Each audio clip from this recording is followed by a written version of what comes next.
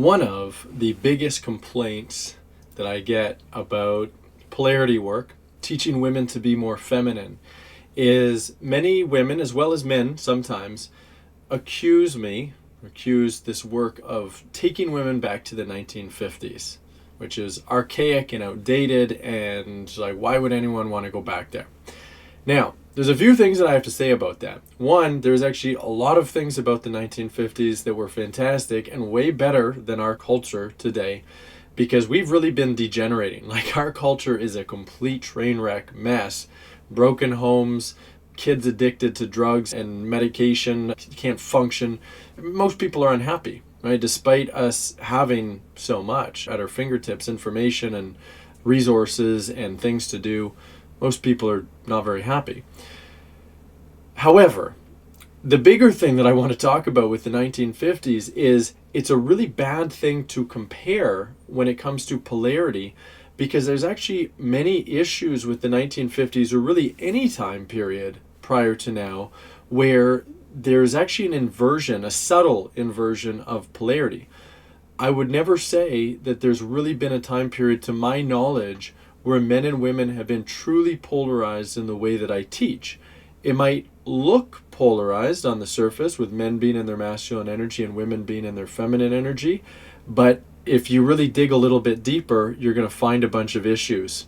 And we're going to be talking about those today. I actually pulled up an old article that taught women how to be in the 1950s when their man comes home, to illustrate how what was being done in the 1950s, the mindset of women back then and of men, was not of true polarization, of a devoted masculine man leading and taking care of his woman, and a respectful woman letting go and fully receiving a man's care. That's what we're going to talk about. So hello, my name is Zach Rohde. I'm here to lead you into creating the relationship of your dreams by learning feminine energy and what I call feminine communication to inspire a man into cherishing you. If you have not yet subscribed to my channel, do that below. Hit the notification bell and be sure to like this video, because I'm going to make sure it's a good one for you today.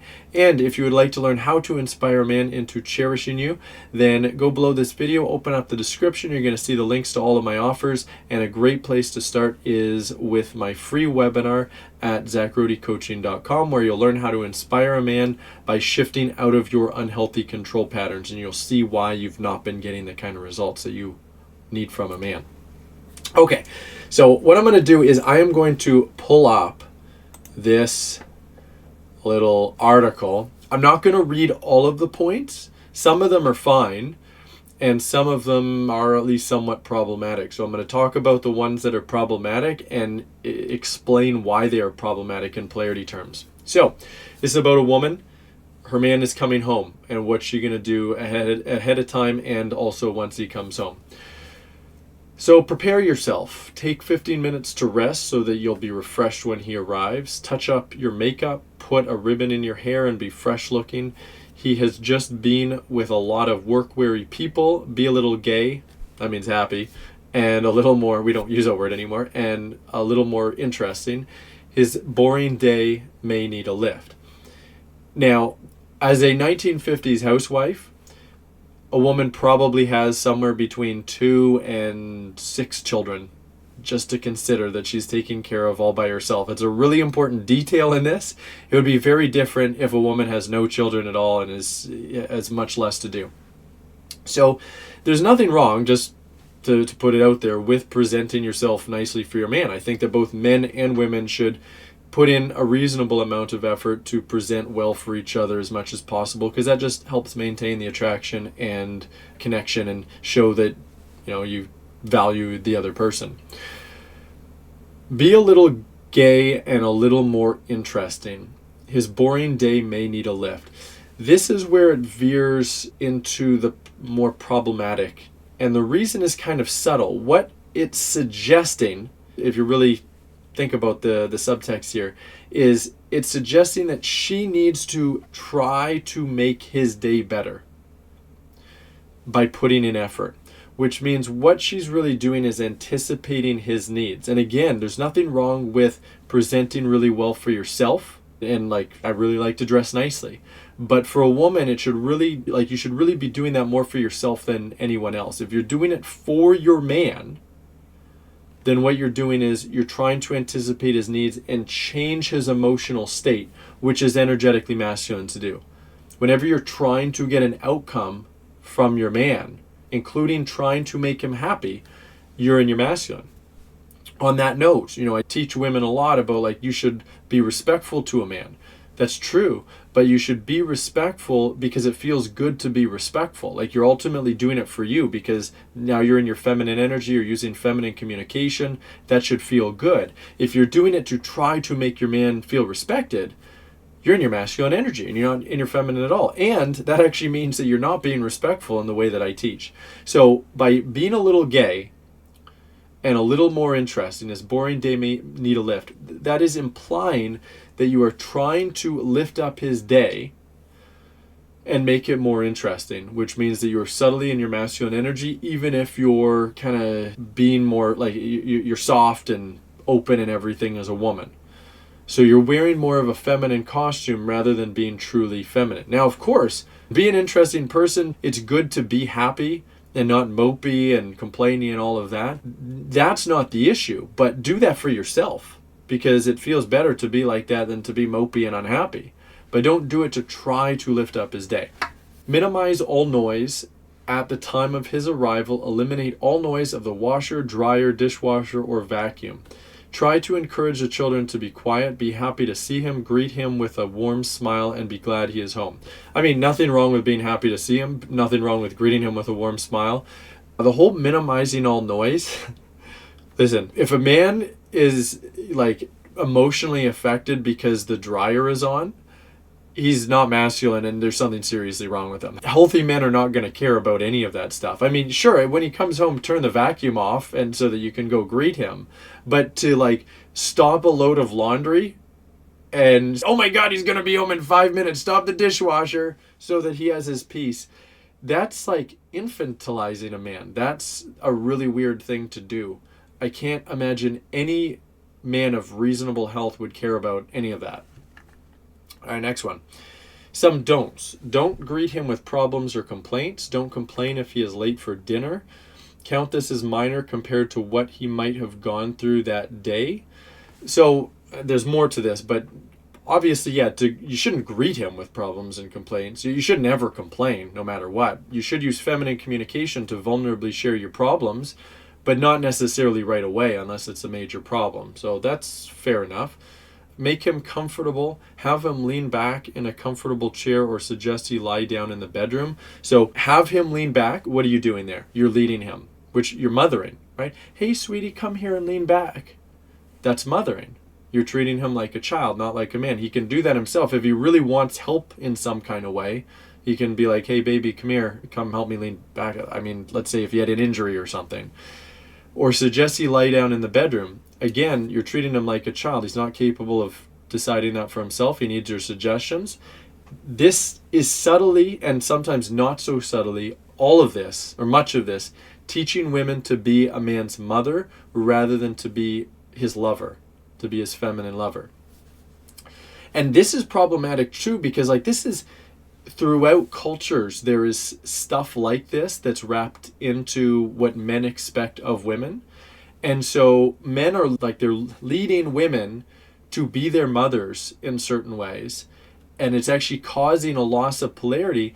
And women will feel this on some kind of level, but because women collectively throughout culture, throughout nation, typically really lack self-worth, and they're culturally kind of coerced into complying no matter what, because it's like they're taught that the man is more important, that he's superior to her, they'll go along with it. And so it's sort of like a teenage kid leading his mom to do stuff for him. That's what a lot of what's happening. And then, of course, one of the things that happens is you have women or families that immigrate to the US or to Canada or to a Western nation, and they get away from that culture.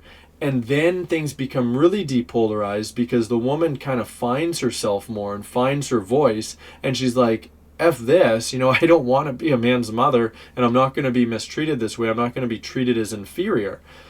And that's how feminism took hold in the first place as well, right? Because if men were truly men, not just acting like men, then feminism could have never taken hold in any country because they would have been fully cherished.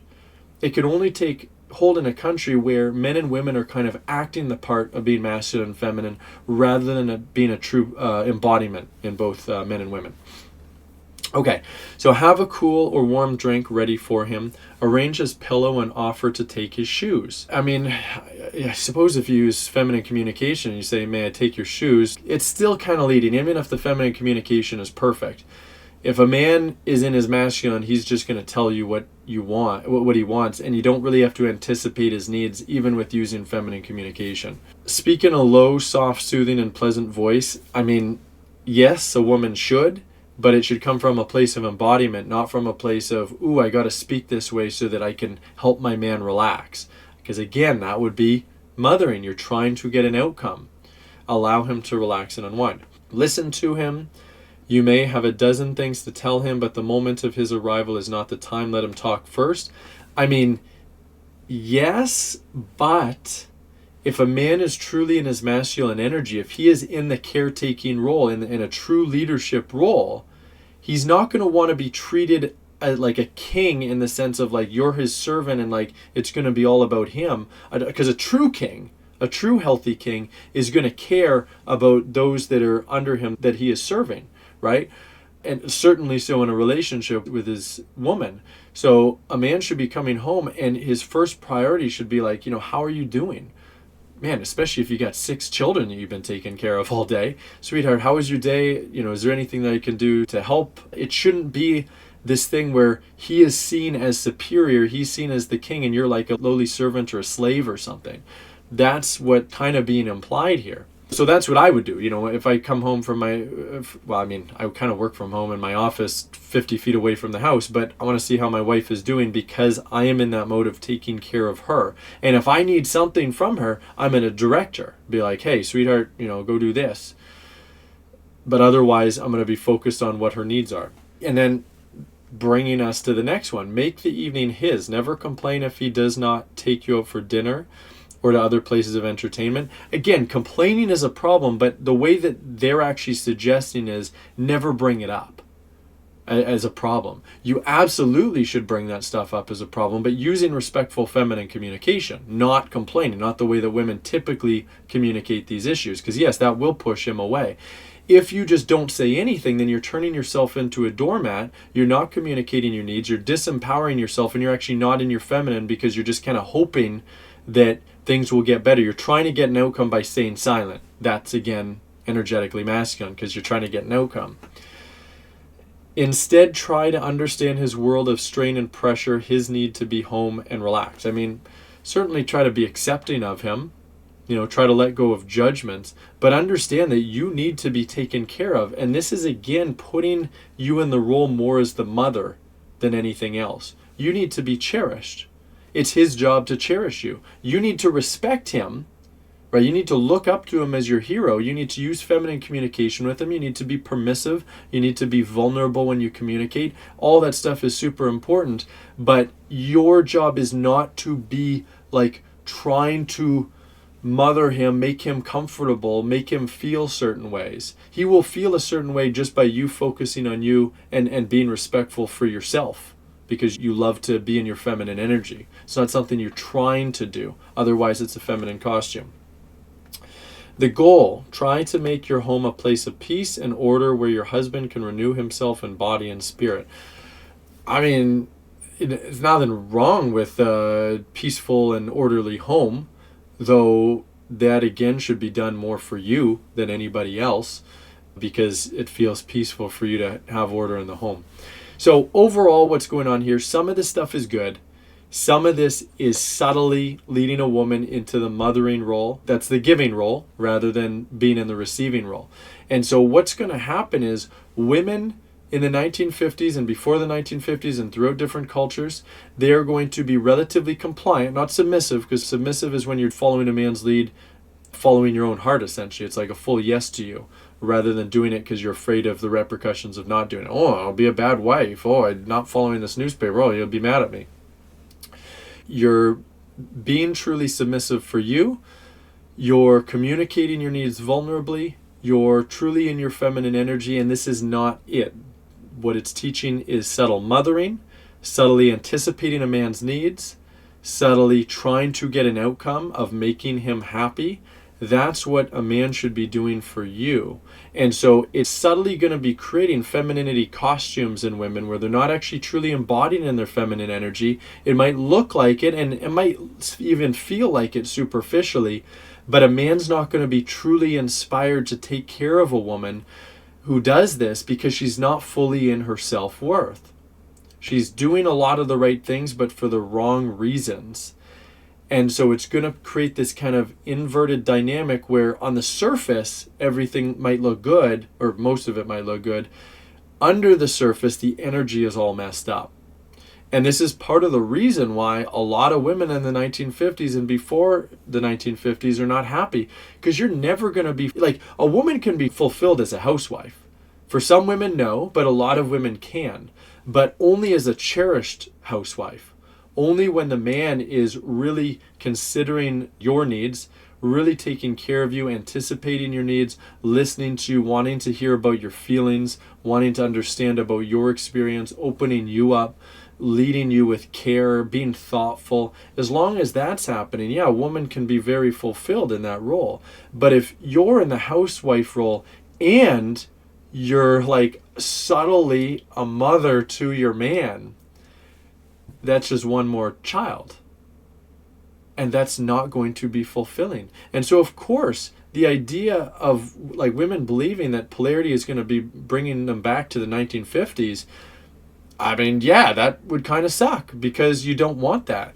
But what polarity really is taking you somewhere where you've never been before, women have never collectively been, which is learning how to truly be in your feminine energy, not a feminine costume, but the true embodiment of it, where you can just let go fully and inspire a man into fully taking care of you, cherishing you, leading you with love, being thoughtful, being chivalrous, and doing it all because he cares about you. He just loves putting a smile on your face.